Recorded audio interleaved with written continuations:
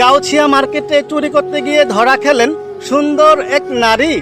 তার সহজ সরল স্বীকারোক্তি, স্বামী বেঁচে নেই, তাই পেটের দায়ে চুরি করি। তার কোলের শিশুটির প্রতি সকলেরই ছড়িয়ে গেল মায়া, সেজন্য তাকে পুলিশে না দিয়ে দোকানদার করতে চাইল বিয়া। তাকে জিজ্ঞাসা করা হলো, তোমায় আমি বিয়ে করতে চাই, বলো তুমি কি রাজি? মহিলা চোর সাথে সাথেই বলল, হ্যাঁ আমি রাজি, আপনি তাড়াতাড়ি ডাকেন কাজী। অবশেষে দুজনেরই সম্পন্ন হলো বিয়ে। অনলাইনে ভাইরাল টপিক, চুরি করতে গিয়ে মহিলা চোরের হলো বিয়ে। উভয়ের জন্যই দোয়া করি আপনারা সংসারটা করে যান ভালোভাবে, আজীবন একে অপরের পাশে থাকুন ভালোবেসে।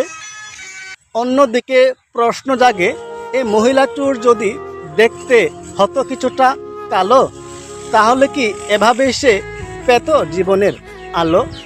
হয়তো তাকে গণপিটুনি দেওয়া হতো, দিত তার মাথার চুলগুলো কেটে।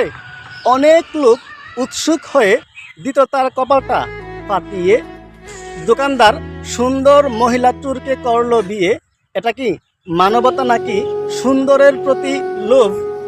আশা করি এই ভিডিওর নিচে কমেন্টস করে যাবেন আমার শুভাকাঙ্ক্ষী লোক।